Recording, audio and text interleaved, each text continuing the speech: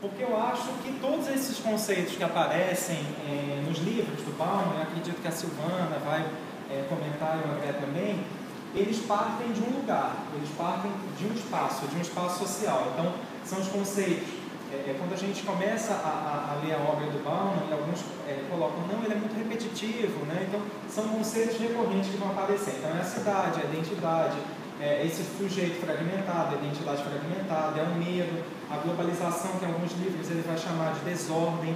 Na minha tese de doutorado, eu acabei usando caos, imagens do caos, só que poucas vezes na obra do Bauman ele até coloca o caos, mas eu acabei utilizando desdobramentos do caos, que é um pouco essa imagem do vazio, da desordem, como ele coloca.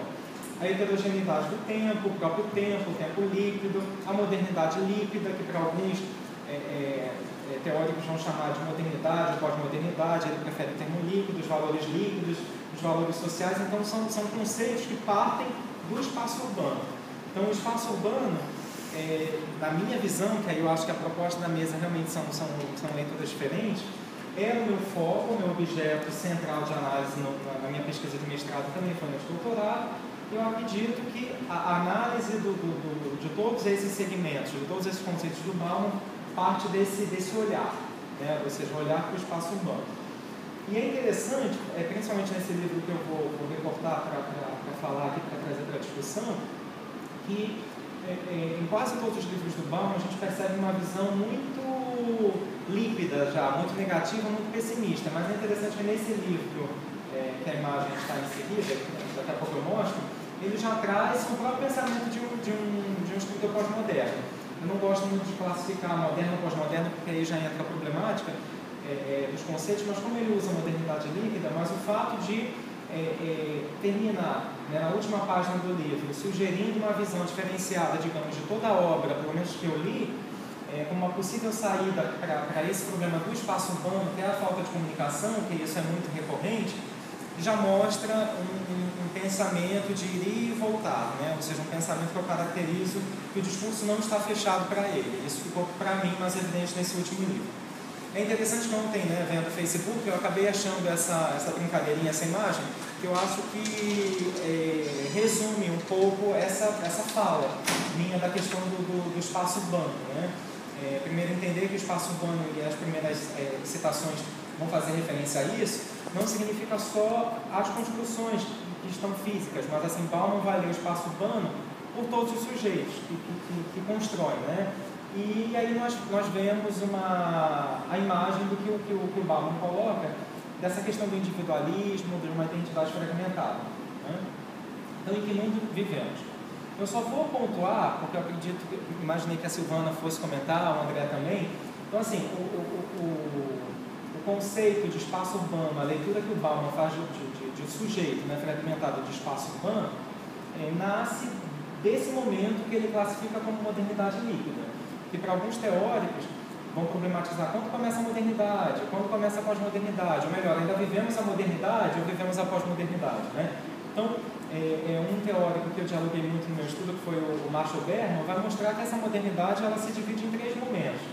Do século XVI ao XVIII, que as pessoas começam a sentir um ar inovador, né? Então a modernidade seria essa, a questão esse ar inovador que pode ser a qualquer momento, então não se limita a um tempo específico para alguns teóricos, mas o Berman chama que o primeiro momento da modernidade seria esse, do século XVI ao XVIII, que é esse ar de inovação. Já o segundo momento é a era industrial, que você começa a presença marcante do capitalismo, e por último já seria o século XX, que é essa problemática, bem, em que momentos nós vivemos.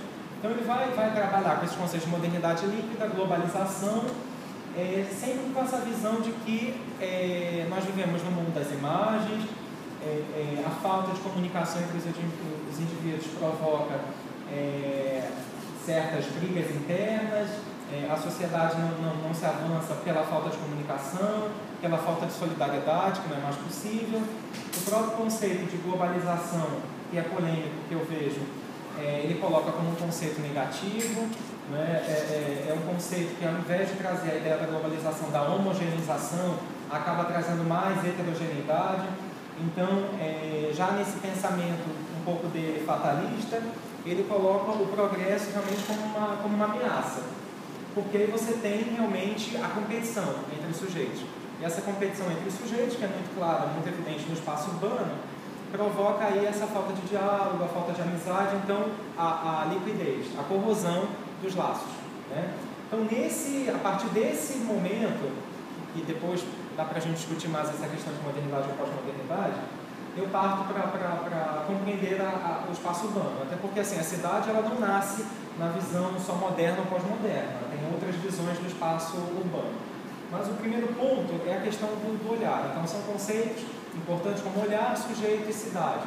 Então a gente só para realmente, são citações, essa citação de 2005 ainda é do livro Identidade, mas depois eu vou direcionar mais para esse da violência do medo, que é de 2009, mas o Bauman vai colocar que a todo momento nós estamos olhando outras pessoas e o espaço também nos olha. Então, em algum momento, algo nos choca e nos chama a atenção, né? Porque a todo momento a gente consegue ler as pessoas e essas pessoas também realizam as suas leituras e o próprio espaço se comunica, né? Então, não com essa visão de um espaço estático, de uma cidade que não dialoga, né? Mas a todo momento é necessário primeiro o sujeito refletir sobre o olhar para que aí sim ele possa dialogar com essa cidade, né? Que cada vez mais essa cidade é repleta de imagens. Então é interessante pensar nesses conceitos também de patrimônio visível e invisível. Normalmente a gente acaba fechando mais nessa questão que nós só conseguimos olhar o que é visível, né? Então Bauman também tece em alguns livros essa leitura do patrimônio, que esse patrimônio cultural ele é de certa forma simbólico e cada sujeito tem uma leitura, né? E essa leitura é importante porque a partir do momento que nós nascemos, nós trazemos uma identidade. Quando a gente começa a se formar enquanto sujeito, a gente vai construindo leituras para aquele espaço urbano, para aquela cidade, para aquela nação, para aquele país. Mas essas leituras são diferentes, essas leituras também para a cidade vão sendo modificadas, né? Às vezes até a gente para pensar, quando eu fui a determinado lugar eu tive uma impressão, quando eu voltei uma outra, e isso também é resultado muito das trocas que acontecem. Então, o próprio espaço urbano ele vai evoluindo, seja pela transformação física, que é notória no primeiro momento, ou das leituras que os sujeitos que habitam aquele espaço ou que não habitam tecem para aquele lugar. Então, eu vou focar nesse livro, que foi fundamental para a minha pesquisa de doutorado, não de mestrado, como falava no mestrado no caos, que é a confiança e medo na cidade. Não sei se vocês já leram, se vocês conhecem, mas é onde tais conceitos ficam mais evidentes, como qual o posicionamento dele para a cidade, qual o posicionamento dele para a questão do lugar. Então, o lugar, como eu já falei, o espaço da cidade, o espaço público é o espaço da troca, pressupõe que é o espaço da interação, né? E aqui eu só trago uma citação do mestre Garcia Campini, que também é um filósofo que eu gosto muito de dialogar, é que normalmente a gente acha que a cidade, primeiro, a cidade ela é cantada, lida por não só sociólogos ou filósofos, mas por pessoas que trabalham com literatura, jornalistas. Então a cidade é um corpo, né? É como uma metáfora, né? Ou seja, a cidade é viva. Então a gente não pode imaginar simplesmente a cidade como algo estático.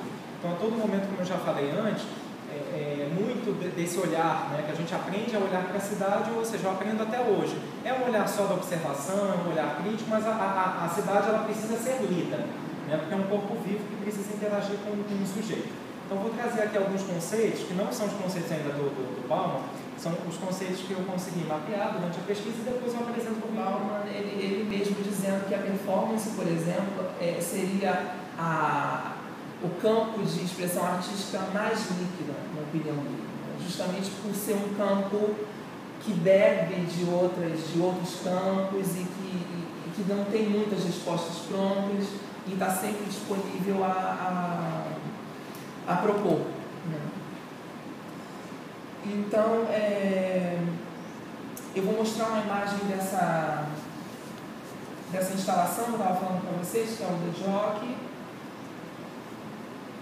que aí eu levo muito do resultado dessa pesquisa de um mês, de anotar tudo que eu consumia para esse jogo, né? Vocês conseguem ver que tem vários objetos ali no meio, é um círculo em que eu me colocava ao redor desses círculos de folhas de papel, vocês conseguem ver que tem um carrinho de compras que funcionava como um contador desse jogo, né?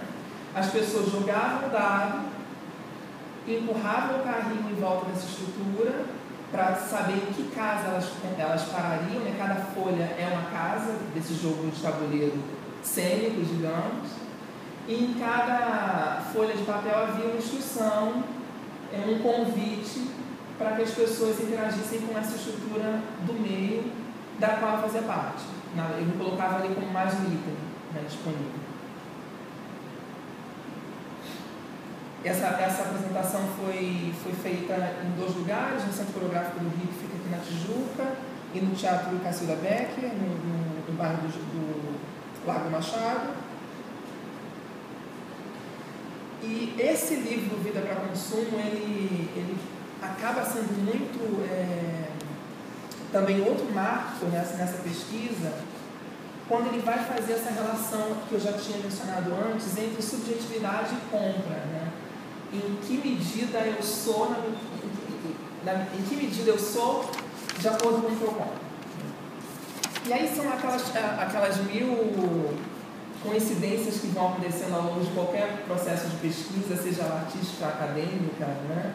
Eu estava assistindo o programa do Jô Soares e tinha uma convidada, acho que era uma geógrafa, falando sobre esse boom dos favela tours, né? Que são esses passeios que se fazem em favela. Você paga e faz uma visita a pontos já ditos turísticos das favelas.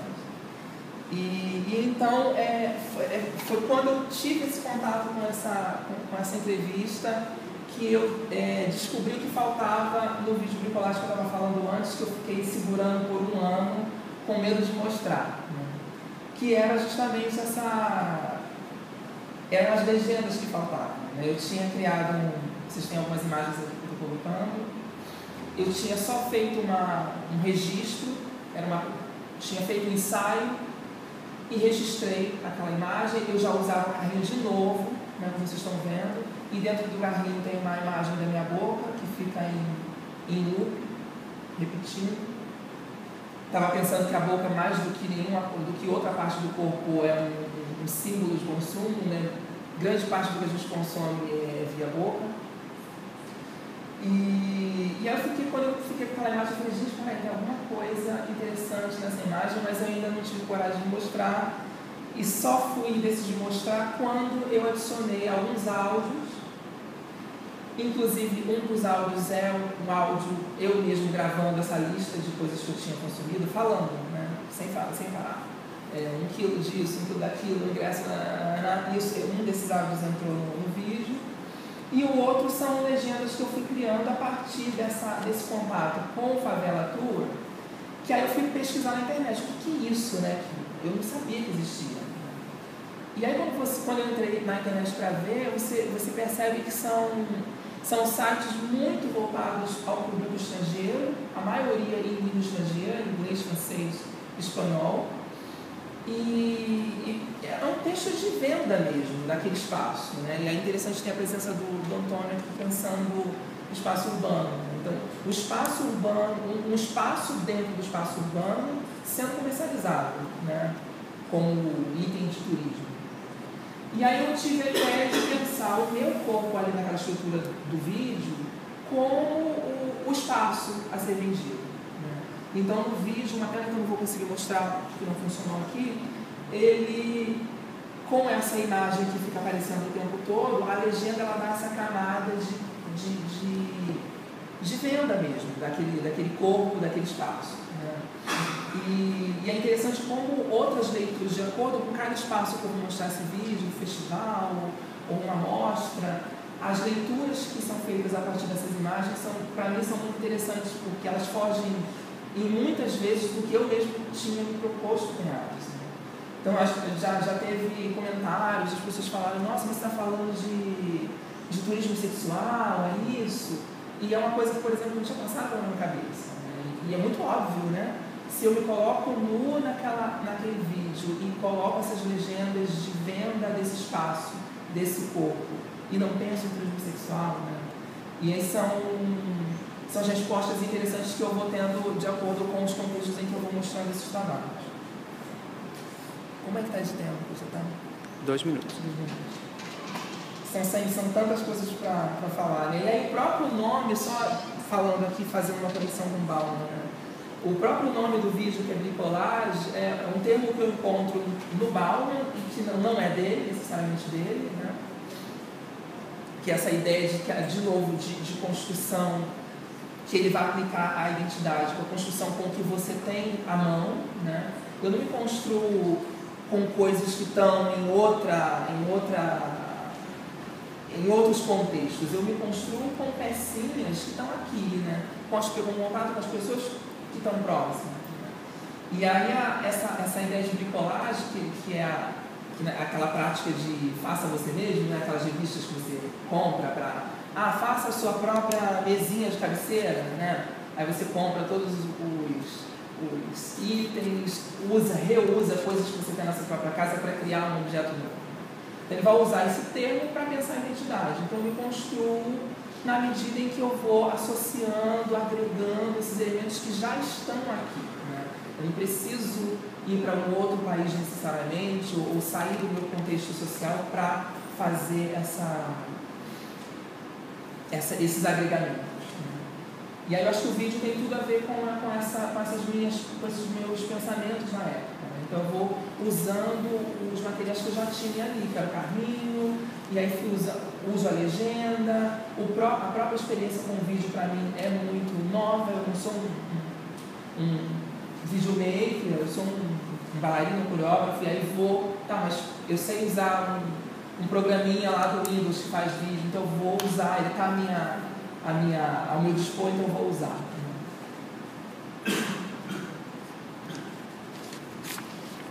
Eu acho que é isso, assim, porque já está super o tempo, né? Tempo esgotado. Espero que a gente continue conversando um pouquinho mais agora, depois da fala da Silvana. Eu só queria mostrar algumas imagens, pode dar tempo só de mostrar umas imagens desses trabalhos, já que eu não consegui mostrar o vídeo antes. As imagens do The Jockey, que eu estava mostrando antes, que é um desses trabalhos que surgiram ao longo da pesquisa Aresta, em 2009. E até alguns itens de roupa, de comida. Aqui é uma pessoa participando do jogo, né, empurrando o carrinho. Esse é um frame do vídeo, com uma das legendas, que eu fazendo brincadeiras com... Na verdade, eu vou descrevendo o meu corpo, né? Assim como os sites de Favela Tour vão descrevendo o que você pode encontrar nessa dita favela, né? Eu vou descrevendo o que esse visitante pode encontrar no meu corpo. Né? É por isso que as pessoas ficaram refletindo sobre a questão do turismo sexual. Que são imagens de ensaio, não do vídeo necessariamente. Essa é uma das imagens finais, um slide também. E aí eu sinto que essa influência do Bauman, ela vai, assim como o Antônio falou da tese dele, né, que não necessariamente o Bauman vai entrar como parte da bibliografia, eu sinto que ainda que eu não esteja tratando do Bauman especificamente nesses últimos trabalhos,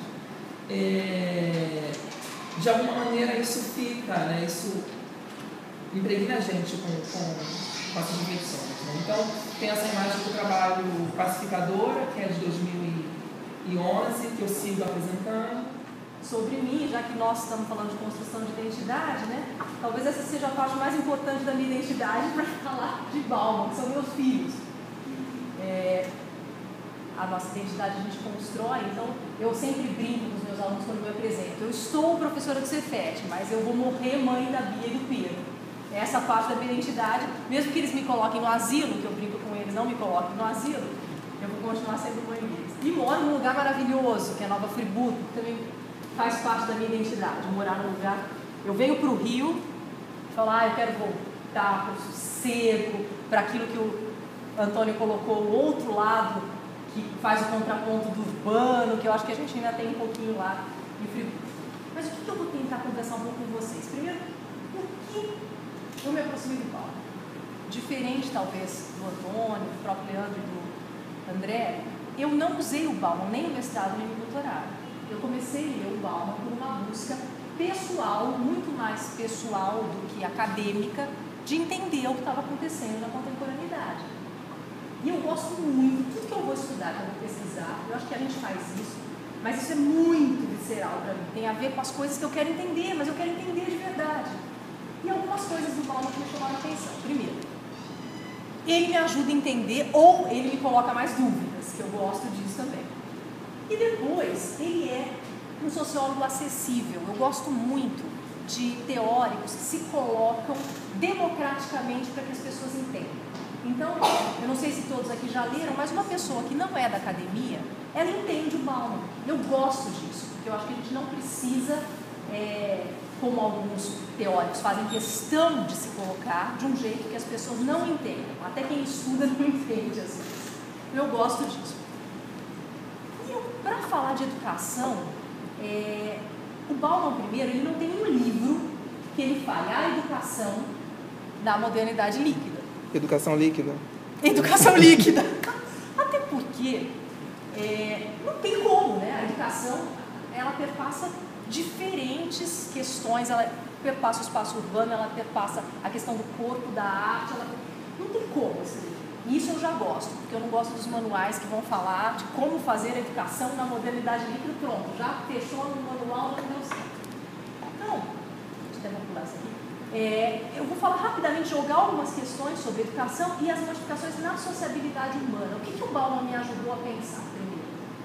Que contemporaneidade é essa? Eu falo tanto contemporaneidade agora que posso ler, Leandro, ele que é culpado, no bom sentido. A modernidade líquida,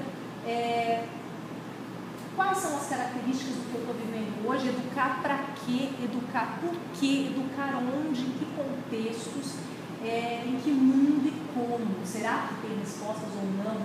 Então, eu acho que para a gente trabalhar a educação, primeiro eu tenho que tentar entender o que está acontecendo. E a outra motivação que me fez estudar o Bauman foi montar um curso na pós-graduação. Que eu primeiro tinha um curso que eu ia montar sobre educação na América Latina. Falei, gente, como é que eu vou falar sobre educação em todos os países da América Latina? Primeiro que eu não tenho esse conhecimento e acho que não tem nem mortal que tenha um conhecimento suficiente para dar um curso sobre todos os países de educação da América Latina. E aí eu fui escolher coisas que perpassavam a modernidade e montei um curso. E depois eu modifiquei algumas coisas e a gente tem uma pós lá que eu trabalho educação e contemporaneidade. E praticamente eu mais do que qualquer outro autor, eu uso o Bauman. E é assim, um curso muito legal, é o primeiro curso que eles fazem e os alunos entram em crise existencial, assim, tem uma catarse coletiva. No primeiro curso, uma das alunas, depois de 40 anos casada, o marido pediu divórcio e ela conseguiu elaborar, o Bauman ajudou na elaboração da vida dela com o amor líquido. Então, é a coisa de juntar a vida contemporânea com a teoria, que eu acho que é para isso que a teoria existe. A teoria que fica lá na estante, ela não serve muito. Eu vou também pular algumas coisas que, como o Antônio disse, acho que eu exagerei na quantidade de coisas, porque quando a gente gosta do assunto, a gente se empolga, né? Como é que eu vou falar? Eu não vou falar em nenhum momento aqui de como organizar uma aula na modernidade líquida, como ser professor na modernidade líquida. Eu vou pensar aqui rapidamente o que está acontecendo e como é que a gente pode tirar reflexões para pensar a educação. Algumas coisas que o Bauman começa a falar que para mim são importantes. Como as utopias coletivas vão sendo abaladas na modernidade líquida, e isso vai interferir diretamente a gente que trabalha com pessoas. A falta de previsibilidade que a gente vai ter e a ruptura dos grandes modelos epistemológicos. Infelizmente, algumas dessas questões de ruptura, elas poderiam já ter chegado nas nossas instituições educacionais e ainda não chegaram. Eu sempre falo que as instituições educacionais, elas são as mais fechadas e conservadoras ainda na nossa sociedade. Então, e o Bauman trabalha isso muito de uma forma interessante. Às vezes a gente não sabe se ele é pessimista demais, a gente não sabe. Otimista ele não é, isso eu tenho clareza. Às vezes a gente não sabe se ele é niilista ou se no fundo ele está tentando buscar. Então, eu também gosto de autores que não têm um consenso único, porque nós, como seres humanos, de repente, numa das obras, ele vai caminhar mais por uma questão, naquele momento ele está questionando mais outras questões, acho que faz parte da nossa humanidade. E aí algumas questões que o Bauman, eu não vou aprofundar, mas para a gente pensar como pensar a educação, como pensar as relações educacionais com essas mudanças. Então, várias coisas que eu fui lendo, que eu fui discutindo, que eu fui tentando entender para a gente pensar a educação. A questão do corpo, que o André já colocou muitas questões interessantes. Como pensar o corpo hoje e pensar a educação. A educação tem tudo a ver com a questão do corpo. Infelizmente, a gente tirou o corpo da educação. A gente, desde a Idade Média até o início da modernidade, a gente foi tirando o corpo até a gente ficar com a cabeça na bandeja, né? E ao mesmo tempo, como esse corpo hoje, ele chega novamente reificado por essa questão do consumo.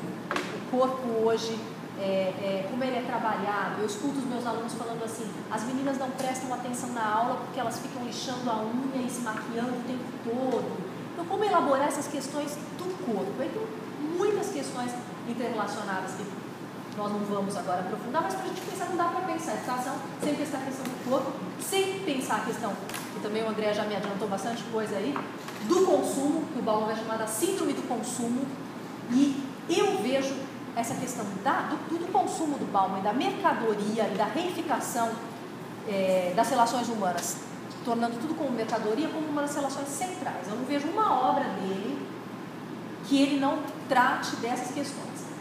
Ele vai dizer que a vida líquida é uma vida de consumo, que projeta o mundo e todos os seus fragmentos, animados e inanimados, como objetos de consumo. Então, como pensar a educação hoje? São várias questões que a gente pode puxar a partir disso. A educação como consumo, a educação dentro do shopping center, sendo mais um bem de consumo que eu vou ali para comprar uma educação, o professor como um instrumento de consumo. Eu estava lendo esses dias sobre a própria educação à distância, em alguns momentos, dependendo de como é trabalhado, a educação permanente, ele coloca também como objeto de consumo, porque você nunca está pronto. Nós sabemos que nós nunca estamos prontos, mas como esses jargões vão se tornam mercadoria, assim como o próprio corpo, ele trabalha em algumas obras a questão da boa forma na pós-modernidade e não da saúde. Porque saúde, você pode chegar a ter saúde, boa forma você não tem nunca. Sempre tem uma revista com uma nova técnica para acabar com celulite e para melhorar a sua celulite invisível que ainda sobrou. Então, boa forma é alguma coisa em constante necessidade, objetivando o consumo. Então, como pensar a educação na sociedade?